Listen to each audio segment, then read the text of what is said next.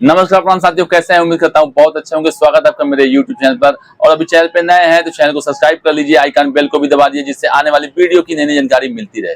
दोस्तों आइए हम वीडियो को शुरू करते हैं और बात करते हैं हमारे देश की भाषा के बारे में। जैसा कि आप जानते हैं कि हमारे देश की बहुत बड़ी आबादी में बोली जाने वाली भाषा हिंदी है, जिसको लेकर के पूरे देश में एक बहुत बड़ा जंग छिड़ा हुआ है।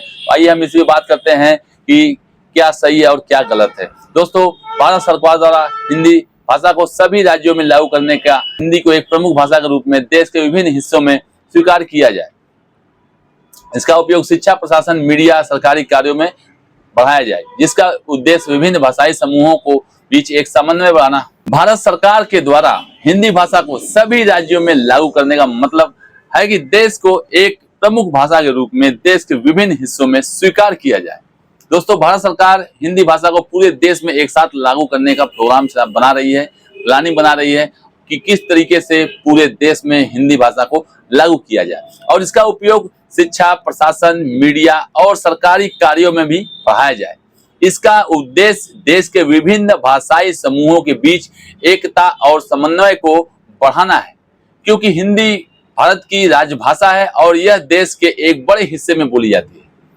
दोस्तों, देश के किसी भी कोने में चले जाइए, चाहे बंगाली हो, चाहे मराठी हो, चाहे तमिल हो, चाहे कन्नड़ हो, सभी जगहों पे अपनी क्षेत्रीय भाषाओं के साथ साथ हिंदी भाषा का प्रयोग सभी लोग भली भांति कर लेते हैं। परंतु कुछ लोगों को थोड़ी बहुत समस्या जरूर होती है कि अगर आप तमिल में चले गए या कन्नड़ में चले गए तो वहां पे अगर आपको हिंदी आती है तो वहां पे उस कन्नड़ भाषा का उपयोग आप नहीं जानते हैं। हो सकता है कि वहां का कन्नड़ जो हो या तमिल हो उसको हिंदी ना आती हो।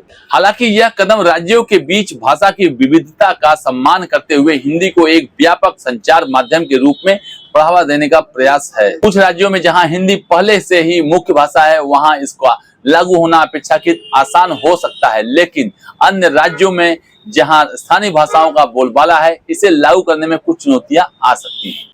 भारत सरकार द्वारा हिंदी भाषा को लागू करने के कई फायदे हो सकते हैं, जो देश की सामाजिक, सांस्कृतिक और आर्थिक स्थिति को मजबूत कर सकते हैं। कुछ प्रमुख फायदे हैं जिसपे हम आइए विस्तार से बात करते हैं। तो सबसे पहला नंबर पे दोस्तों, राष्ट्रीय एकता को बढ़ावा है। दोस्तों, हिंदी भाषा को बढ़ावा देने से पूरे देश में एकता और भाईचारे को मजबूत किया जा सकता है।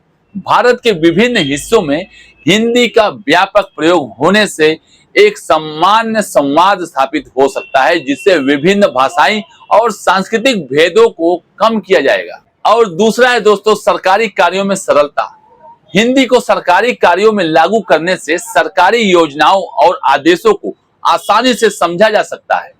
यह नागरिकों के लिए सरकारी सेवाओं तक पहुंच को सरल और सुलभ बनाता है, विशेष रूप से हिंदी भाषी क्षेत्रों में। अगला है दोस्तों, शिक्षा में सुधार। हिंदी को शिक्षा के माध्यम से रूप में लागू करने से छात्रों को अपनी मातृभाषा में शिक्षा प्राप्त करने का बहुत ही सुनहरा अवसर मिलता है। इससे शिक्षा की गुणवत्ता में सुधार हो सकता है, क्योंकि छात्रों को समझने में आसानी होती है।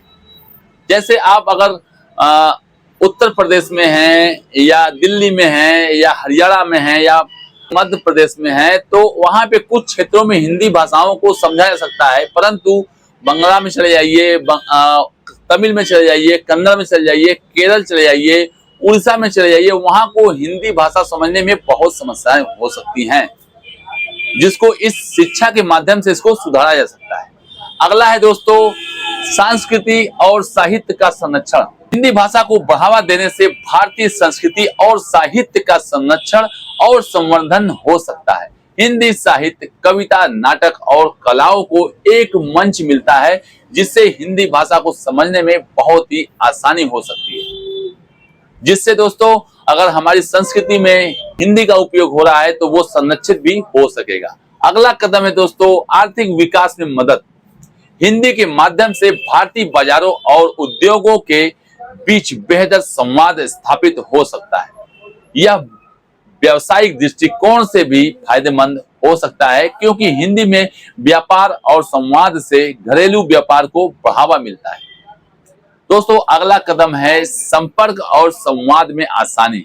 हिंदी को आधिकारिक भाषा के रूप में अपनाने से भारत के विभिन्न राज्यों और क्षेत्रों के बीच संपर्क और संवाद सरल हो जाता है, जिससे वहां पे आने जाने में कोई भी समस्या नहीं हो सकती है और किसी भी चीज को समझने में बहुत ही आसानी होती है, जिससे प्रशासनिक और नागरिक मुद्दों को आसानी से हल किया जा सकता है।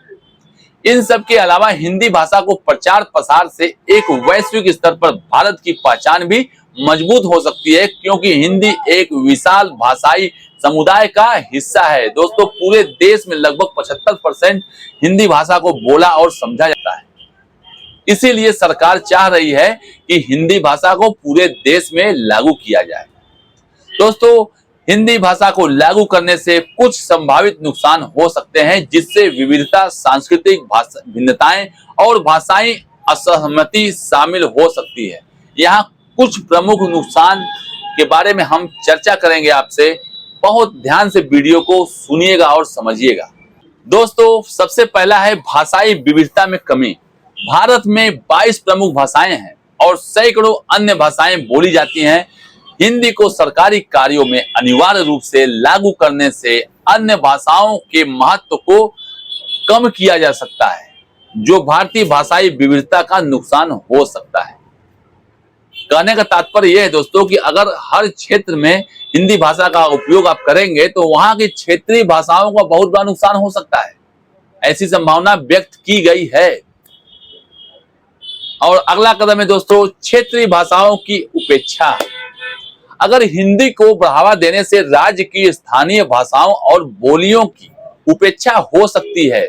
मतलब अगर आप भोजपुरी बोल रहे हैं अपने क्षेत्र में, तो अगर हिंदी कंपलसरी हो गया तो हो सकता है आपका भोजपुरी आने वाली पीढ़ी खत्म कर दे, मतलब विलुप्त हो जाएगी। विशेषकर दक्षिण भारत, नॉर्थ ईस्ट और अन्य हिंदी न बोलने वाले क्षेत्रों में यह विरोध का कारण बन सकता है, क्योंकि वहां की भाषाओं का सरकारी कामकाज में योगदान घट सकता है।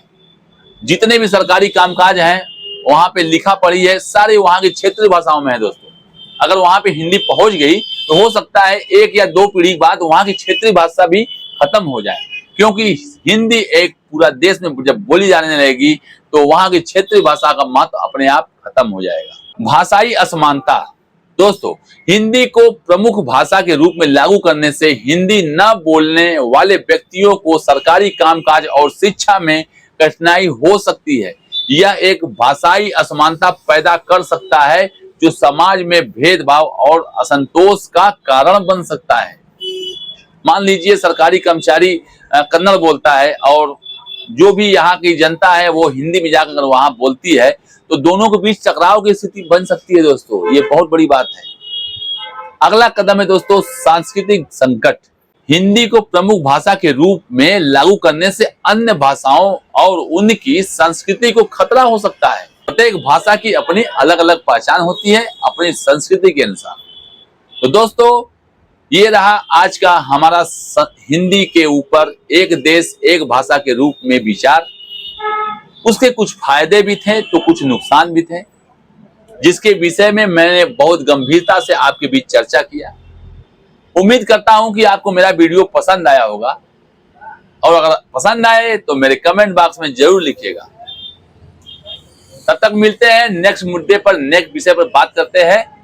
अपना बहुत ख्याल करिएगा। मिलते हैं नेक्स्ट वीडियो में। जय हिंद, जय भारत।